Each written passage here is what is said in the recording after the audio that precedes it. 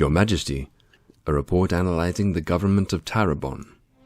What was, what will be, and what is may yet be spoiled by this report, which contains minor lore spoilers for material discussed in Book 4 of Last Turn of the Wheel of Time.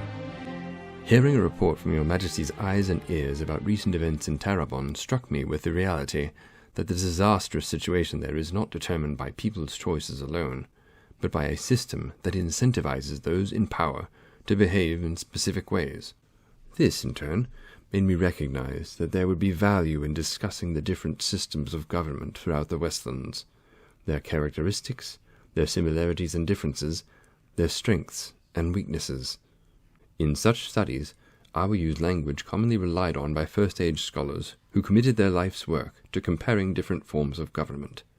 The government of Tarabon is a constitutional monarchy, at least on paper, with executive and legislative powers vested in both a king, always male by convention, and a panarch, always female by convention. The two are theoretically equal, but in practice are equal in name only, with the king having vastly more power. You can see it here on the chart, with the king's power shown in gold, and the panarchs in red. The king controls the entire military, except for the panarch's guards.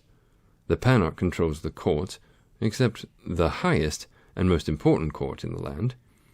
Most insidious is that the panarch has the unpleasant task of collecting taxes, while the king both appropriates and spends these funds. This creates an unfortunate Westerosi-style Robert Baratheon-esque arrangement. The master of coin, or in this case the panarch, finds the money, and the king spends it.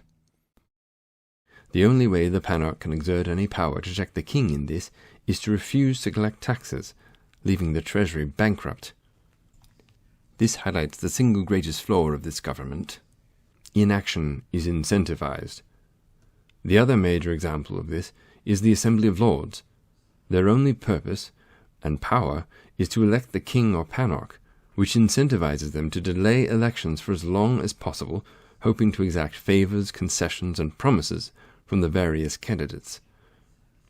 It is these aspects of the system that pushes Tarabon to its current situation, a penniless, borderline failed state with extended periods where either a king or panarch do not rule.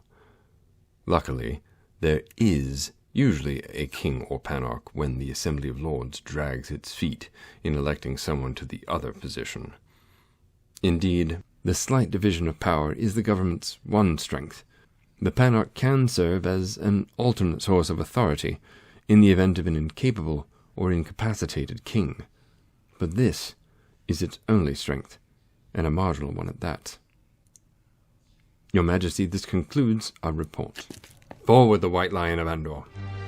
My ladies and lords of the Westlands, rulers from sundry lands, if you find the reports my clerks and I produce to be helpful, as you labor in the service of your people, do honor us with your raised thumbs, patronage, and subscriptions.